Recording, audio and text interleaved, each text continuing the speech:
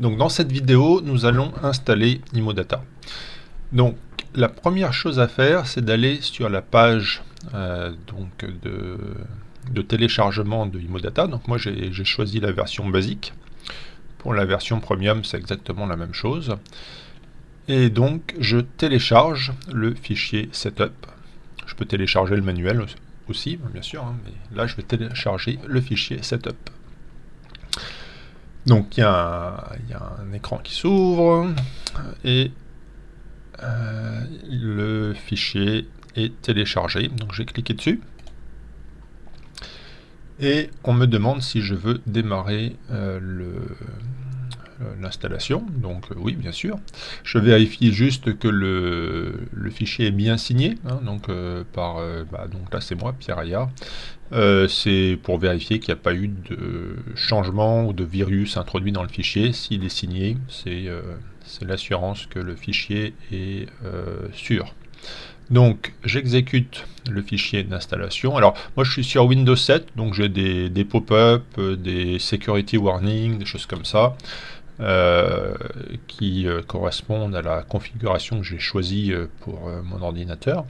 Vous pouvez être sur un autre navigateur, un autre système d'exploitation, mais bon, ça ressemblera beaucoup, mais ça sera sans doute un petit peu différent. Donc, j'exécute le fichier pour installer.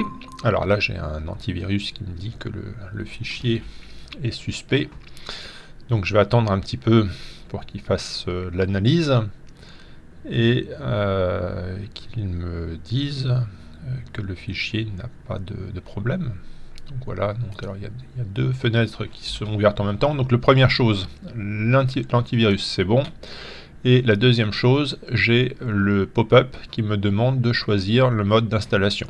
Donc pour tous les utilisateurs, il faut être administrateur pour ça, ou pour seulement l'utilisateur en cours, et là on n'a pas besoin d'être administrateur, et c'est ce que je vais choisir.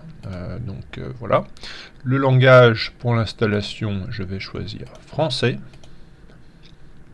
Le contrat de licence que je vais lire très vite, je le comprends et j'accepte les termes. Ensuite, il y a juste un petit rappel de ce qu'on va installer, donc le logiciel Imodata. Et on choisit où est-ce qu'on veut l'installer. Donc moi, je vais laisser juste l'endroit où c'est proposé, mais vous pouvez choisir de l'installer où vous voulez. Et maintenant, je dois choisir le nom du dossier démarrer. Donc, par défaut, c'est la version 3 basique. Je continue suivant. Je peux créer une icône sur le bureau. Suivant. Et tout est bon. Donc je vérifie rapidement. Bon, c'est bon. Et j'installe. Donc là, j'attends un petit peu. C'est rapide. Suivant. Et déjà, je peux, si je laisse la boîte cliquer, là, exécuter Imodata. Et donc terminer et exécuter. Donc là, il faut attendre un petit peu.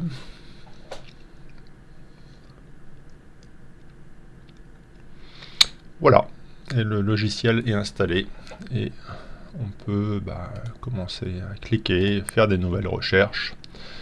Et par contre, ça, c'est l'objet des vidéos suivantes.